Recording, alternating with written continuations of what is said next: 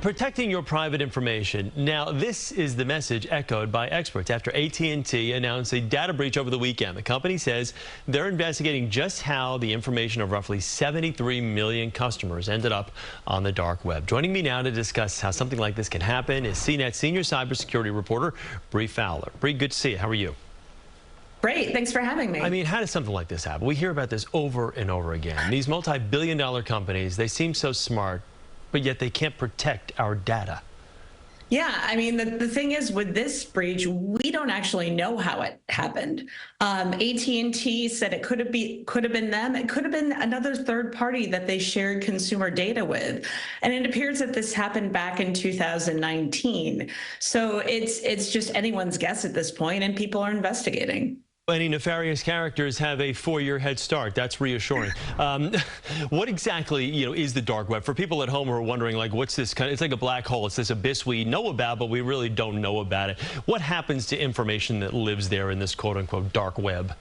Yeah, it definitely sounds nefarious, but basically the dark web are just websites that haven't been indexed by like Google, that you can't really find, just by doing a search or whatever. There are forums, there are sites where information can be bought and sold, and not just information, illegal drugs, guns, things like that. A lot of this information gets shared back and forth, and we don't really know who has it or where it's going. It's really a mess. Are you recommending if anybody gets a notice from AT&T, the 73 million people that are getting letters or emails saying, hey, your information may have been breached here, the first thing they should do is? Well, I mean, I would freeze my credit, honestly. A lot of people, we're talking about social security numbers here. The truth is most people's social security numbers have been exposed, which is really scary at this point. If you think that your social security number has been compromised, you really should put a credit freeze on your accounts. That will keep people from opening new loans and other accounts in your name.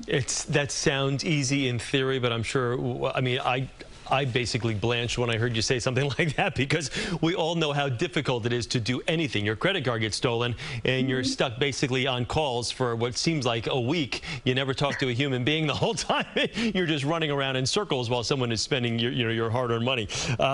So you really feel, though, if someone gets one of these notices from AT&T or any other these companies that say, hey, our data was compromised, a credit freeze right away, that's the best and safest measure people can take, right? That's really the only thing you can do. And honestly, a credit freeze is a good idea for a lot of people in general. In these kinds of situations, prevention will save you more than trying to put out fires later. Yeah. Whether it's a credit freeze or, just be very careful about who you give your personal information to. Companies ask for social security numbers all the time, and the truth is they don't really need it. If you don't hand over your data, it can't be lost or stolen.